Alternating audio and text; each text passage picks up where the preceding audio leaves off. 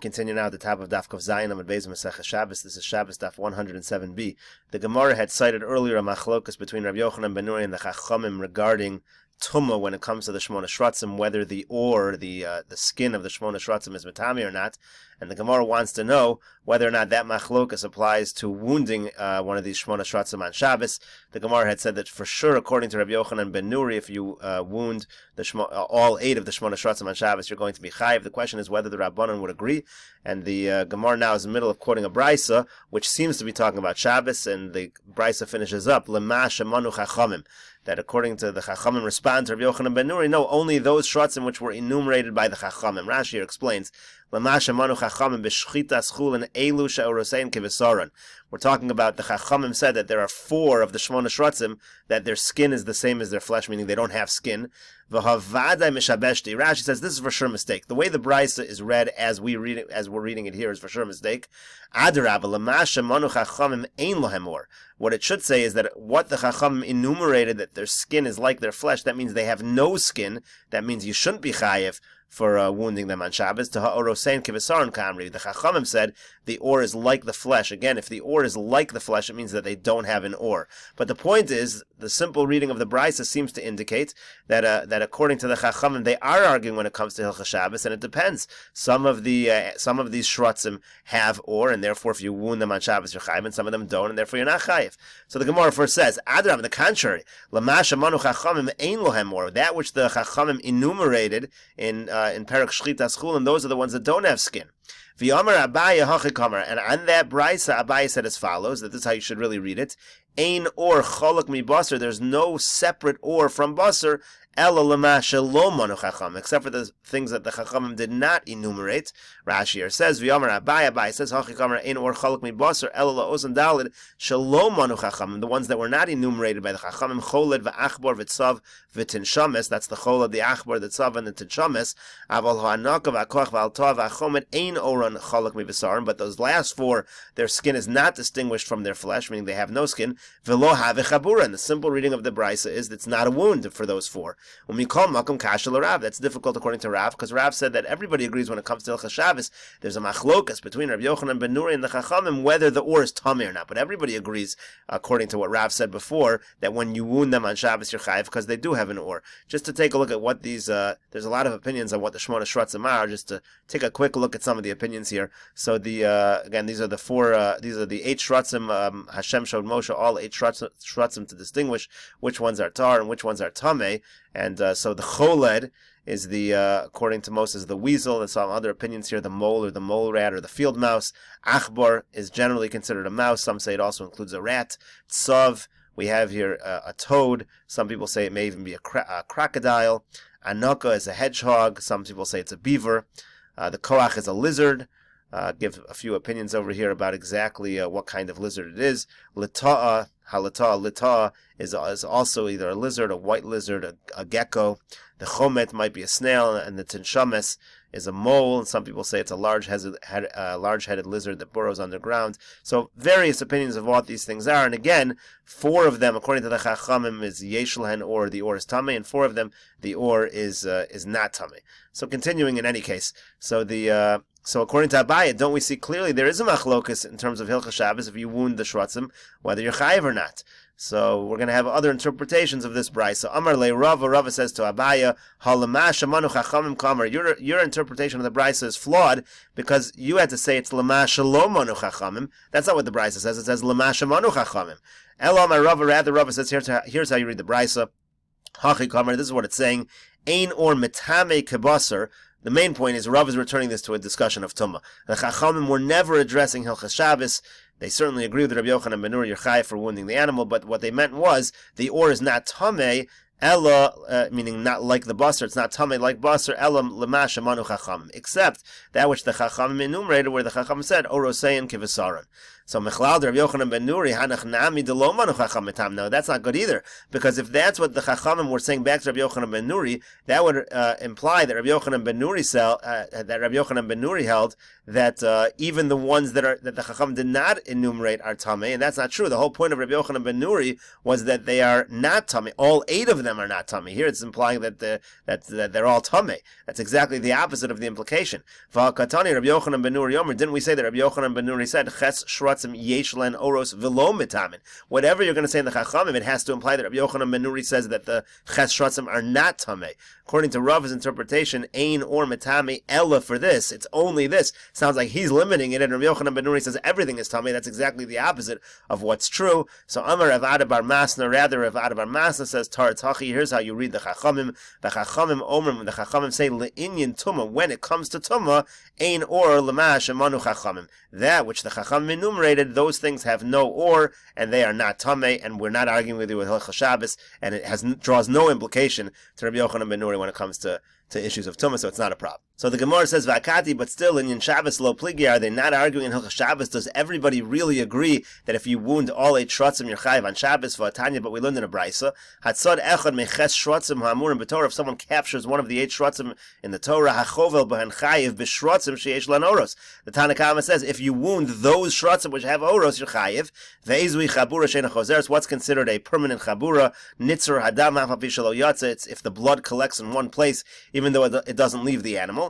Rabbi Yochanan ben Nuri Omer ches shratzim yesh lam oros. Rabbi Yochanan ben Nuri says, no, all 8 shratzim have oros. If you wound all of them, or any of them, you're chayiv. In any case, clearly the Tana Kama makes a distinction between certain shratzim. Doesn't that show that the Chachamim do argue with Rabbi Yochanan ben Nuri? Amar Rav Ashi says, no, man Tana Kama Rabbi Yehuda da'azil basar gishta.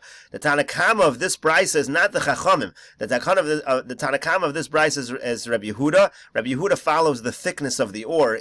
According to Rabbi Yehuda, he doesn't go by a drasha. He goes by actual physical ore. That's not because we learned in the Mishnah, Rabbi Yehuda says, halatah kechulda. The latah is just like a chulda. Rashi here will explain why that's a proof. But the point is, Rabbi Yehuda, who goes by the actual ore in determining tumah, will also say that affects Hilchas Shabbos. But the Rabbanan say no. The Rabbanan agree with Rabbi Yochanan ben Nuri that all of the animals, they have ore when it comes to Hilchas Shabbos in terms of wounding. The whole issue is just a drasha whether that ore is tamei or not. Rashi here explains that in full. Rabbi Yehuda, he dele'inyan tumah lo yalef me'ela hatameim. Rabbi Yehuda doesn't just make a drasha from the extra hay.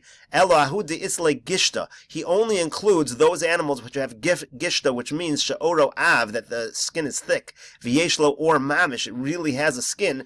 Eino kibasar, that's not like flesh. V'she'eno av have a kibasar, but if it doesn't have that thick skin, then it's considered like flesh. V'halitah, and when it comes to the animal, the litah, mishum de'ora of, because it has a thick skin, mashri like a chulda. Rabbi Yehuda says that animal is like a chulda, be'or v'orotiv. He says that in Perika or v'orotiv.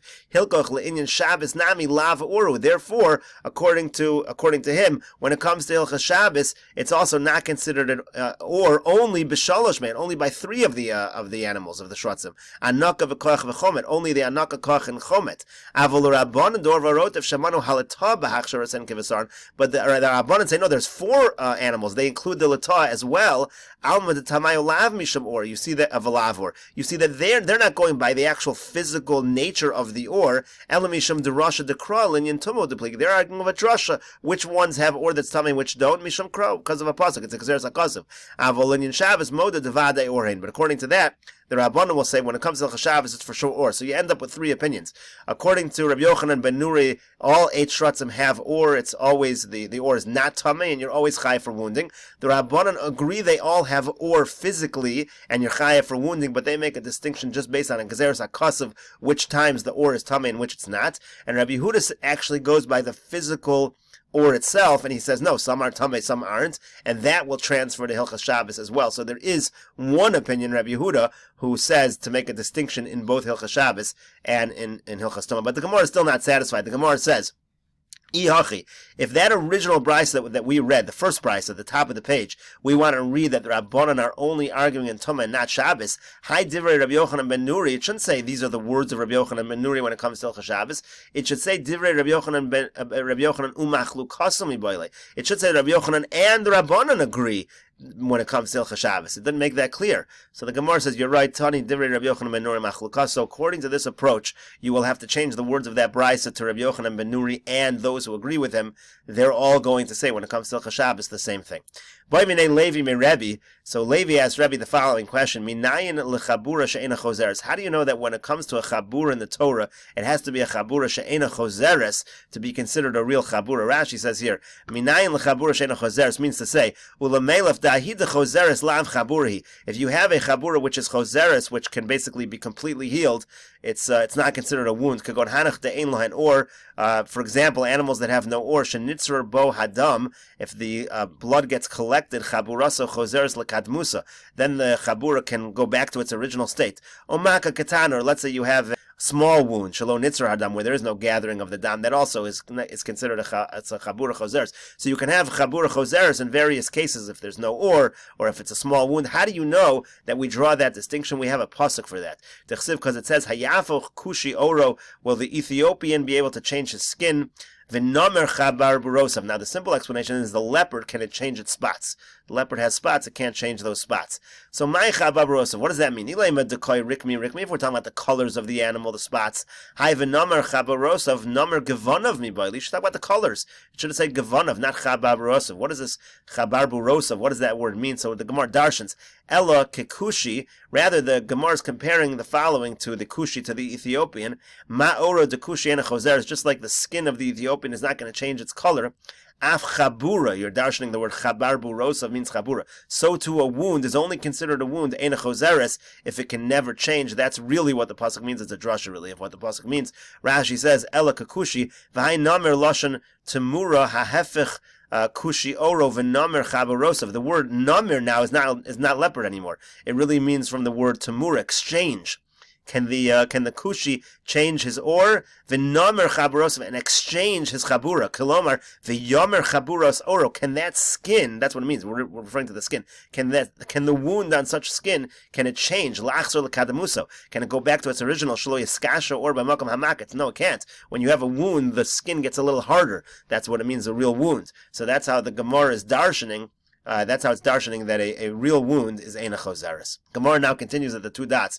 Ushar shkatzim. It talks about the other shkatzim or amasim that if you wound them, so then you're not chayiv. So the Gemara says hahorgan chayiv. The implication here is that if you kill these animals, you are chayiv. There's an issue of wounding, whether the wound is considered a chayiv or not. But when it comes to killing these shkatzim or amasim, you're certainly chayiv. Man Tana, who's the Tana who says that? Amar Rabbi Yirmiyah says Rabbi Elazar. It's Rabbi Elazar. The Tanya will learn in a brisa. Rabbi Elazar says, Hahore kina v'Shabbos. If somebody kills a louse on Shabbos, kehore gomel v'Shabbos. It's just like killing a camel on Shabbos. Meaning, it's real netilas neshama. It's considered killing a live animal, and therefore you're chayiv for killing on Shabbos, and that's going to apply to shkatzim as well.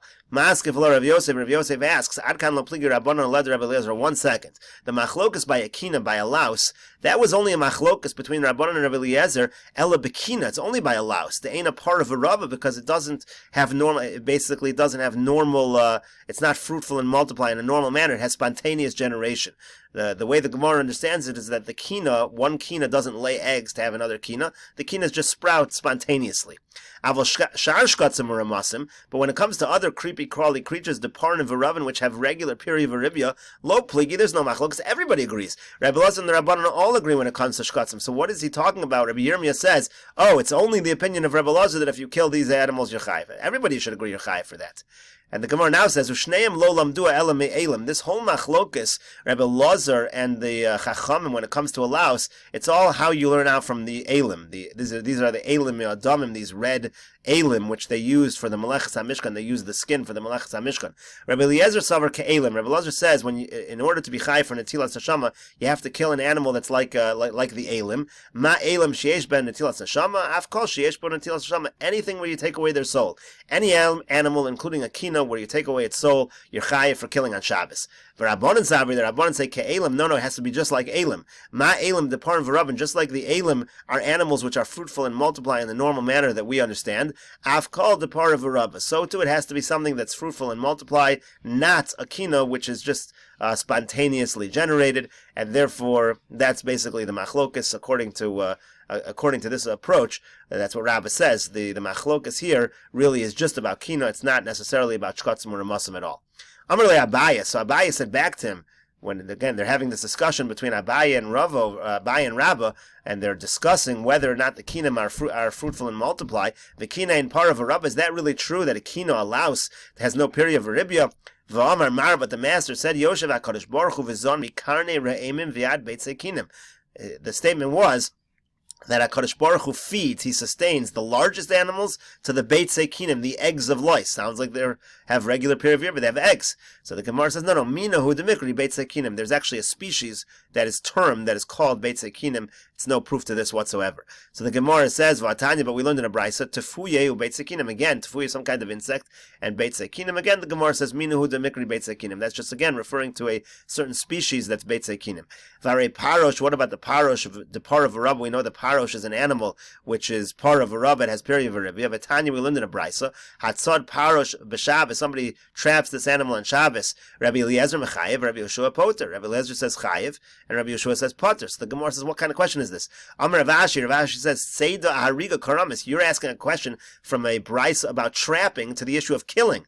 Adkan lo pligi Rabbi Eliezer, Rabbi Yeshua el damar savar davar she'en b'mino nitzad chayev, amar savar poter. That issue over there by the parosh is you have something which the species is not normally trapped, and now you trap it on Shabbos. Are you chayev or poter? Avolinian hariga, but when it comes to killing such an animal, I feel Rabbi Yeshua mode, everybody would agree. Even Rabbi Yeshua would agree. If you kill that animal, it's natilas neshama, has nothing to do with the conversation we're having about killing kinim. Gemara now quotes the Mishnah, Atzadan letzorech chayev. If you trap these animals letzorech, for a purpose, you're chayev. If it's for no purpose, then you're poter. Man Tana, who is this Tana that says that if you trap it not for the purpose of using the animal, you're poter? Amar Rav Yudah Amar Rav. Rav Yudah says in the name of Rav. Rabbi Shimon here, it's Rabbi Shimon. Di Amar Melacha Shein Tzricha Legufa Poter Aleh. He says that a Melacha Shein Tzricha Legufa is poter. So again, so you're doing the trapping not for the ultimate goal of using the animal that you're trapping. You're going to be, it's malacha shein tzrich lagufa. Ika damasni la ha. Some people learn this on the following. Hamafis morsa b'Shabbos. Somebody pops a blister on Shabbos. We said on the last time we translated it as a pimple, but morsa probably better translated as a blister. So if you pop this blister on Shabbos, im lasos la pechayev, if it's to make an opening, then you're chayev. Im lahotzi mimena leicha poter. But if it's to take out the pus, then you're poter. Man Tana, who's the author of who's the Tana who says that? Amar Rav Yehuda Amar Rav. Rabbi Shimon, again, it's Rabbi Shimon. The Amar Malacha Shein Tzrich Legufa Poter Aleh. Again, you're popping it. The ultimate purpose is not to fix it, but just to get this moisture out. So then it's a Malacha Shein Tzrich Legufa and you're poter.